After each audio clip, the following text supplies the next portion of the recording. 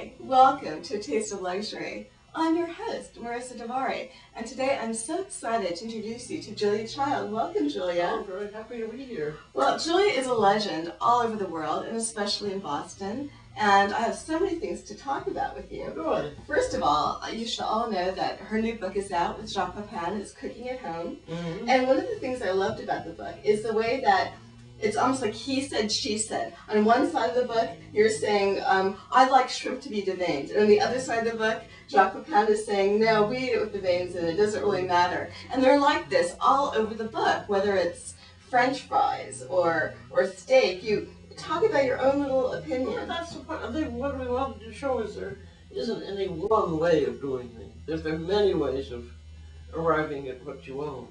Yes, exactly. And you should feel, and once you got the basics, you can just go ahead and enjoy yourself. Exactly. I think one of your mottos, somebody accused you of having too much high fat in your recipes or something, and you said the most important thing for weight control is to choose your grandparents very carefully. Yes, that's me. Exactly. Now, your own grandfather came actually to the West for the gold rush, isn't that true? Yes, he did. Well, as a boy, a whole bunch of Scotch people arrived and settled in Illinois, not too far from Chicago. And when he was a young man, he went out on a covered wagon from Illinois out to California, and he loved it out there. So when he retired at age 65, he moved from Illinois to Pasadena, California. That's where I was born. Exactly. Now, you knew him as a little girl? I did know him. He had a big white beard and false teeth, and he ate Smith Brothers cough drops. That's all I remember about him. You know, it must have been so interesting growing up in California, in Pasadena. At that time, did you go out of Pasadena very often to Los Angeles, or was it? We didn't have the highways then, so it was a long trip. We had an old Buick Roadster, and once in a while we'd go over to Roman's Chinese Theater for one of their previews. Oh, wow. How long did it take you? Oh, it probably took maybe even an hour, or half an hour anyway. Interesting. Well, I heard that you never went into the kitchen when you were a child. Oh, I went in, but not much.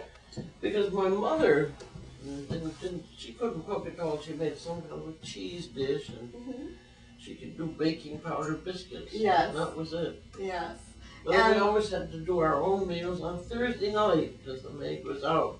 Well, in those days, when I grew up, that was in the teens and the 20s, there were lots of immigrant people, and they were very happy just to be housed and fed. Yes. So that just about everyone had some household help. Yeah, It's hard to believe. Well, it's still, I guess, that way in California in some respects. But when, I don't think a lot of people know that you went to Smith. Your mother went to Smith, so you went to Smith. Well, my mother came from Massachusetts. Yes, I know. I saw her house in Dalton. She was in the class of 1900, and we called it Naughty Knot. Naughty Knot. But that was very daring for anyone to get an education in those days. Yeah, it must have been. It must have been. Now, as a California girl at Smith, did you feel like you were out of your element at all? Well, I knew one girl who went there whom I had never liked very much, but I knew her in Pasadena. But luckily, my mother and a classmate of hers arranged that her daughter and I should room together. Right. So I had a friend at least when I arrived. Yeah, I remember, according to your biographer, Noel Raleigh Fitch, you went up to her and said hello, and Julia McWilliams was your name then. Yeah. So I remember that scene very well. Then when you went back to California, you had several suitors, of course. Everybody was expected to get married and do the usual thing. Well, then I went back. I got a job in New York at W&J Sloan's Furniture Store. Oh, really? In advertising and publicity.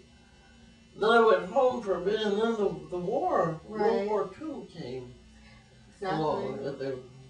So I got into that, and I was in Washington for a while, then I volunteered to go overseas, knowing I probably would get to Europe sometime. I volunteered for the Far East. Yeah. And that's where I met my husband, Paul. Yes, I read about